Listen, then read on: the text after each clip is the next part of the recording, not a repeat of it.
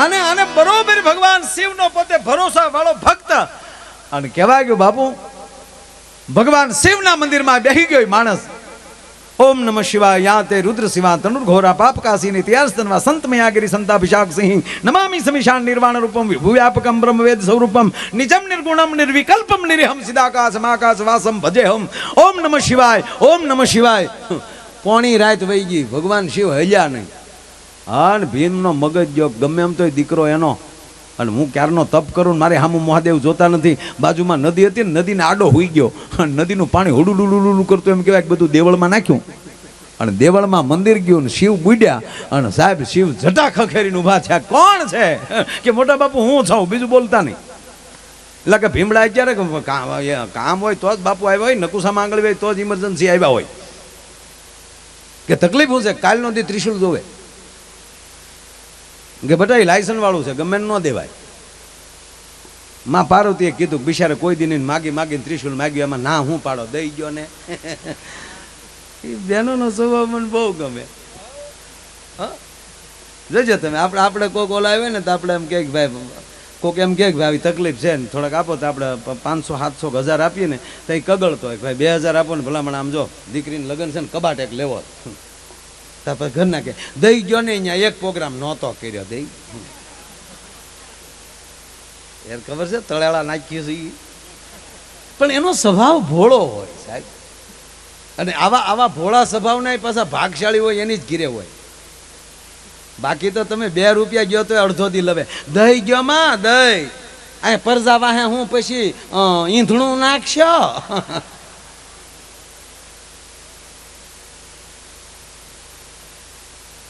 અને કોને ખબર બહેનો બહેનો બહેનો આપણે કોઈ પણ બહેનો હોય ને એ જો એકલા બહેનો ભેગા થઈને જે વાતો કરતા હોય ને એ ટેપ કરવા જેવી હોય.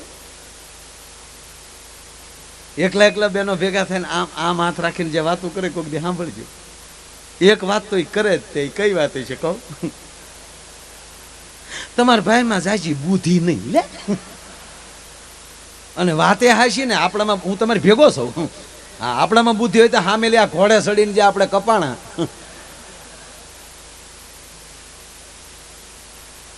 અરે બાબુ આ તો અત્યારના છોકરા ભાગશાળી છે. આ ટાઈમે જન્માય કેવા ટોપ યુગમાં આવ્યા. બાકી જો વડીલો બેઠા 70 વર્ષના કોકને પૂછો એ પૈણ્યા થાય કેવી તાણીમાં પૈણ્યા. પૂજાભાઈ કેવી તાણ તે દો. અને અત્યારે તો તમે આ લગ્ન જુઓ. હમણાં તો હું એક સિંગાપુર લગ્નમાં ગયો ને બાપુ, આમ જો ફટાકડા એવા ફટાકડા ફૂટે તો વરઘોડિયાના નામ લખાઈ જાય ફાટ ફાટ ફાટ ફાટ ફાટ. પાછું વેવાઈનું નામ લખાવેલું હોય તો ખુરદીન બધું કરી જાય પાછું.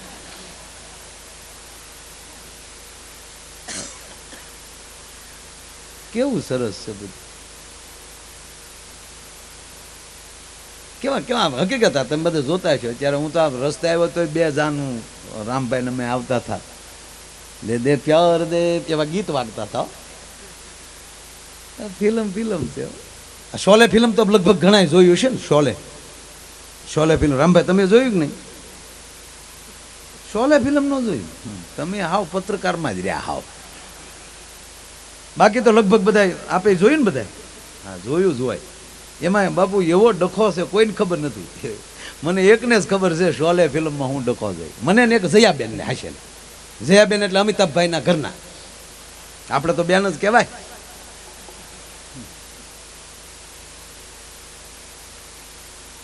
શોલે ફિલ્મમાં જે ગામ હતું એ ગામનું નામ શું? રામગઢ. બરાબર.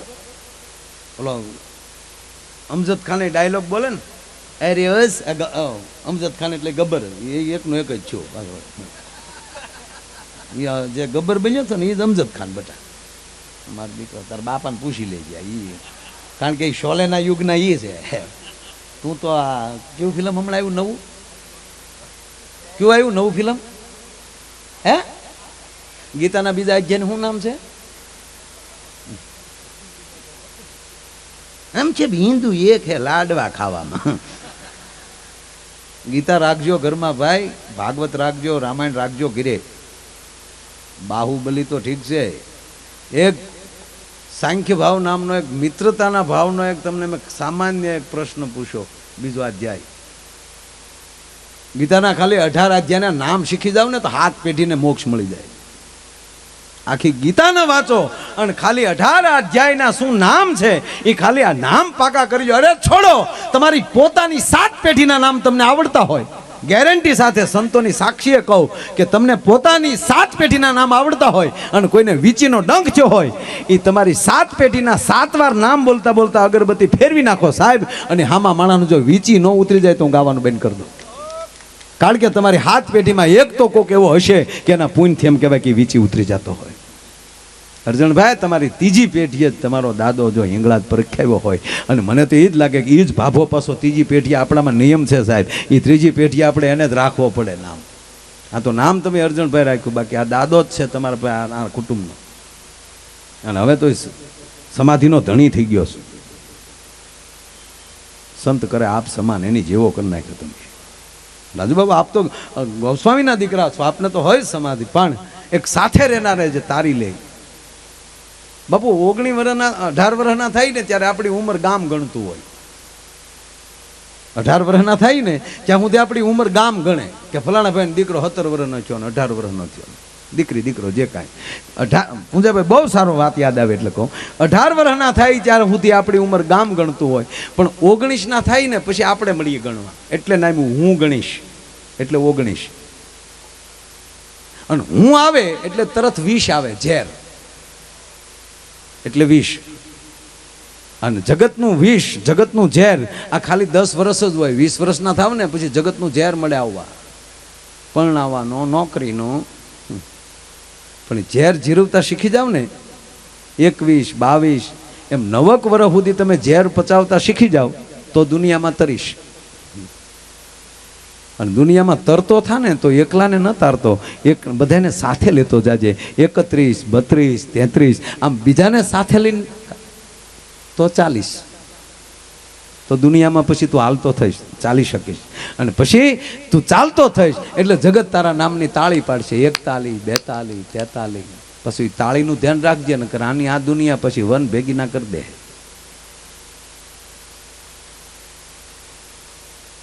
બહુ બહુ જુદું, આમ ઝીણી વાત છે સાહેબ. એટલે બહેનોનો સ્વભાવ કોમળ જ હોય, એમાં કોઈ શંકાને સ્થાન નથી.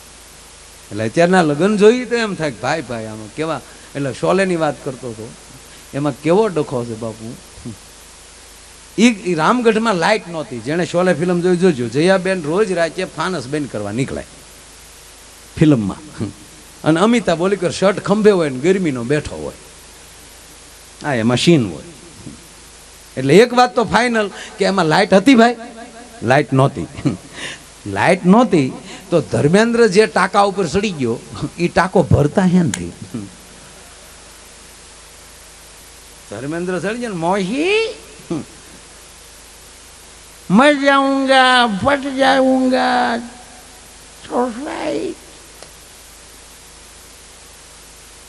એટલે આવા ફિલ્મમાં ડખાવ હોય, ધર્મમાં ન ડખો હોય.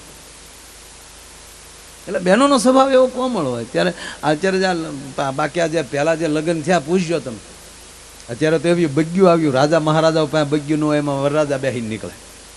પહેલાં તો બગ્ગું કેવું, એ આપણે જાન લઈને ગયા હોય, બળદગાડામાં જાનજી હોય, એ મોટું ફળિયું હોય, એની ઘીરે ઉતારો દીધો હોય. ઉતારે તેથી ભાઈ પૂંજાભાઈ ખુરશીઓની ઊંધા ડબ્બા નાખ્યા હોય, માથે રજાયું નાખ્યું હોય, આગળ વળી 2 ઊંધા ડબ્બા ને એની માથે ઈંડોળાની ખાટ નાખી હોય, ને એની માથે ભરત ને મોતીના રમકડા, વરરાજાની તલવાર ખીલ્ય મૂકી હોય, બાજુમાં અણવર બેઠો હોય ને વરરાજાને કહી દીધું હોય તારે મોઢે ભાર હોય, તારે બહુ બોલવાનું ન હોય.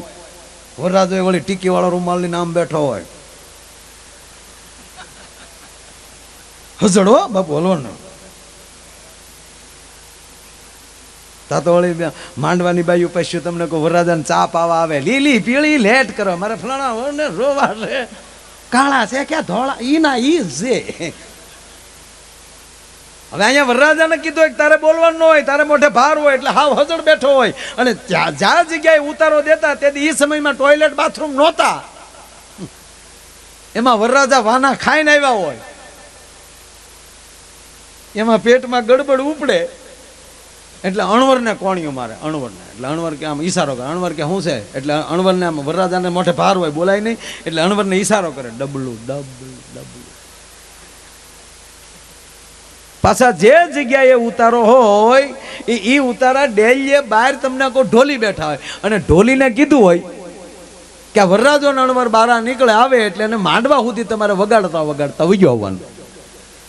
હવે અહીંયા અણવર તમને કહું ડબલું લઈને તૈયાર થયો હોય એ વળી ડબલું અણવર લઈ લે, તલવાર વળી વરરાજો કાખમાં નાખીને હાથમાં ટીકી વાળા રૂમાલ એ વાહ ખમક ખમક ખમક આવ્યો જતો હોય. એ હાલતા હાલતા બે જ્યાં ડેલીએ પોગે તો ઢોલી ન્યા મોર થાય ધબુક ધબુક ધબુક. એટલે અહીંયા તો એકલા મૂક્યા ને આવી તાણીમાં લગ્ન થયેલા છે.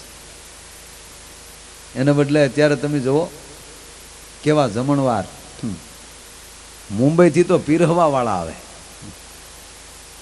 બાપુ, ડાયાબિટીસ હોય ને એ 10 ઢેફલા ખાઈ જાય. ઋષિ બાપુ ભાભલામાં મૂકે નહીં. લાઈવ લાઈવ ગગી તને થોડી ના પડાય, મરી જાય ગગીનો દીકરો તાવા. આ બરોબર અર્જુન ભીમસેનની રાહ જુએ છે અને ભગવાન શિવની પાસે એમ કહેવાય કે ભીમસેન એમ કહે છે કે એક દિવસ પૂરતું તમારું ત્રિશુલ જોવે છે. તને ભીમસેન આપું કરો પણ આ કોઈ ઉપર ઘા ન કરાય, નકર પૃથ્વીનો પ્રલય થઈ જાય. પ્રભુ ઘા ન કરાય પણ આડું તો દઈએ કાંઈ ને ઘા આડું દઈએ કાંઈ. માં ઉમાના કહેવાથી ભગવાન શિવ ત્રિશુલ આપે છે ભીમસેનને. ધર્મરાજ યુધિષ્ઠિર રાજી થયા. બરોબર એમ કે વ્યૂહ રચના ગોઠવાઈ ગઈ છે અને ભીમસેનને કહેવામાં આવ્યું કે તું આખી સેનાની પાછળ ઉભો રહે અને ભગવાન નારાયણ જ્યારે ક્રોધમાં આવે અને કદાચ સુદર્શન ચક્ર વહેતું મૂકે ત્યારે કાંઈ વાટ જોયા વગર ત્રિશુલનો ઘા કરી નાખજે, નકર તારા ડોહા કાગવાસ નાખ્યા નહીં કૃષ્ણ રહેવા દે. હવે આ વાર્તા તમે ક્યારે સાંભળી હતી? પાંડવોને કૃષ્ણને બધાડ્યા. આપણે એ કરી અને ભીમને કીધું કે તું આ જમતોય નહીં તો તું જમ્યા ભેગો હુઈ જાશો. તું હુઈ જાય તો આખું કુળ હુઈ જાય. અને ભીમસેન પાછળ ગોઠવાઈ ગયો. સાહેબ વાત ચાલે છે કે એક શ્રાપ કેટલું હેરાનગતિ કરે છે. મૂળ મુદ્દો છે અપસરાને શ્રાપ આપ્યો છે દુર્વાસાએ. અને આ બરોબર યુદ્ધ તૈયાર થયું અને અર્જુન એમ કહેવાય ભગવાન નારાયણ બાજુ એમ કહ્યું કે ભાઈ બાણ ઉપર બાણનો વરસાદ મેળ્યો વરસાવા અને ભગવાન કૃષ્ણનો મગજ હલી ગયો કે પાંડવોના દીકરાને મગજમાં રાય ગળી ગઈ, જેને મેં ઉછેરીને મોટા કર્યા છે આજ મારી સામે આવ્યા છે. અને ભગવાન કૃષ્ણ જ્યારે ક્રોધમાં ભરાણા અને સુદર્શન ચક્રને જ્યાં વહેતું મૂક્યું અને તા તો ભીમે ગડગડતી દોઢ બુદ્ધિ હાર હાર મહાદેવ હાર કરીને જ્યાં ત્રિશુલનો ઘા કર્યો. હવે સુદર્શન ચક્ર ઈ વજ્ર, ભગવાન શિવનું ત્રિશુલ ઈ પણ વજ્ર, અને વજ્ર બે ભેગા થઈ ગયા અને આકાશમાં ચડી ગયા અને અગ્નિનો વરસાદ વરસે છે અને નિર્દોષ માણસોની હત્યા મળી થવા આગનો વરસાદ થાય છે. અહીંયા કૃષ્ણ પાંડવો બધા ભેગા થઈ ગયા. કેલા ભીમડા આ શું કર્યું? તો કે મરી થોડું જ ભાઈ મોટા બાપુ, એમ તો અમે તારા હેઠે ચાર છે, એમ કાંઈ એકચ્યુઅલી કાંઈ એમ નથી એમ કે આમ જો આમ. પછી ભીમ વાયડાઈ કરી વાયડાઈ ન કરતા મરી થોડું જ ભાઈ. અરે કે પણ આ લાખો માણા મરે છે તો આપણે સુદર્શન નો વહેતું કરાય ને બાપુ. અરે ભાઈ એ વાત નથી. હવે આનું કંઈક કરો રસ્તો, કે તો તું જ રસ્તો કરવા વાળો છો. ભગવાને કૃષ્ણ ખરેખરો છે. એક દી સહદેવને પૂછ્યું કે હે સહદેવ, ઓણનું વરસમાં વરસાદ કેવો થાય? તું તો જ્યોતિષ છો. ત્યારે સહદેવે કીધું કે નારાયણ તને ન કહેવાનું હોય, મારે બીજાની આગળ જોવાનું કરવાનું હોય. તું તો નારાયણ છો, તારી આગળ થોડું તક નહીં, તારે કાલ તો મને કેવું જ જોહે. હવે સહદેવ પોતે હલવાણા. કૃષ્ણને મારું શું કહેવું? આખી રાત નીંદર નથી આવતી. અડધીક રાત થઈ એટલે ભીમસેને કીધું કે શું સહદેવ પડખા ફરી થયો છો? એ કે મોટા ભાઈ તકલીફ આ છે, સવારમાં મારે ભગવાન કૃષ્ણને કહેવાનું છે કાલે વરસાદ થશે કે નહીં. બધી મને ખબર છે પણ કૃષ્ણ આગળ પાવર ન કરાય, એનું કરવું શું? તક ચિંતા કરીમાં હું તારી હારે આવી. સવારમાં કૃષ્ણની પાસે ભીમ હારે આવ્યો કે આવ્યું ભીમસેન આવ્યું. શું આવ્યો? કે આખી રાત હૂતો નથી. આવું બિચારાને પૂછાય? આ નાનો ભાઈ છે મારો અને તમારે આને પૂછાય વરસાદ થશે કેમ? અરે કે પણ એ જ્યોતિષ છે એટલે પૂછું છું, એ તો જોશીડો છે, જાણકાર જાણતલ છે એટલે મેં પૂછ્યું. કે પણ પ્રભુ એ જગત માટે છે, તારા માટે થોડો છે, ત્યાં તો એને બનાવ્યો છે આ બધું. કે ના એને કહેવું પડે. તો કે ઉભે રહો પ્રભુ, હું કોઈ કામ કરો. એમ કરીને ઉડતું કબૂતર જાતું હતું ને ભીમે પકડી લીધું. એ પારેવાને પકડીને પાછળ લઈ ગયો ભીમ હાથ. અને પછી ભગવાન કૃષ્ણને પૂછ્યું કે હે કૃષ્ણ, આ મારા હાથમાં કબૂતર છે એ જીવતું છે કે મરી ગયેલું? કૃષ્ણ હલવાણા કે મરેલી કહું તો કે ભીમની ભીહું પારેવા થોડા ખમીએ કે આગળની વાડ મરડી નાખે. અને મરેલી કહું તો એના હાથમાં જીવતું તો છે જ, આગળ જીવતું બારું કાઢશે, કરવું શું? અને ત્યારે ભગવાન કૃષ્ણ એટલું બોલ્યા કે ભીમ, એ તો તારા હાથની વાત છે કે જીવતું રાખવું મારી નાખવું. અને તેથી ભીમસેન બોલ્યો કે મારા નારાયણ, વરહાવો કે ન વરહાવો એ તો તારા હાથની વાત છે, એમાં મારો સહદેવ શું કરે ભલા માણા.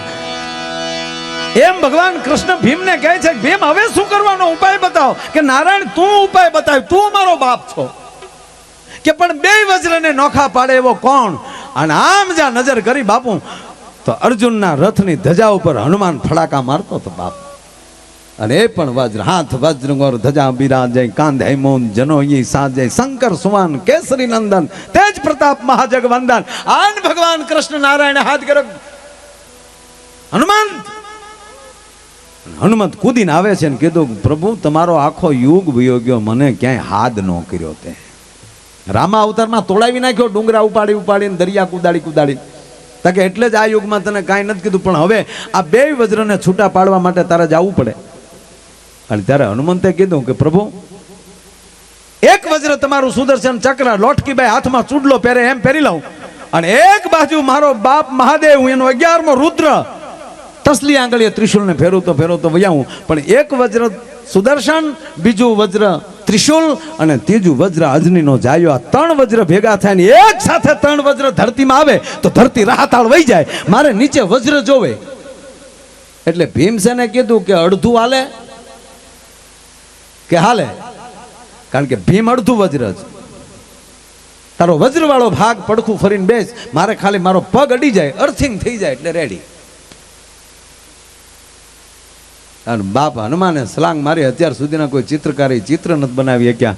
અને હનુમાનજી એમ જઈ અને એમ કહેવાય કે એક હાથમાં એમ કહેવાય સુદર્શન ચક્ર અને બીજા હાથમાં શિવનું ત્રિશૂળ, એ બે હાથમાં લઈને હાથ કરતા એમ કહેવાય કે હનુમાનજી ધરતી ઉપર આવતા હતા. અને એમાં ભીમસેન અડધો, એ ન્યા જ્યાં હનુમાને પગ અડાડ્યો તો 3.5 વજ્ર ભેગા થઈ ગયા.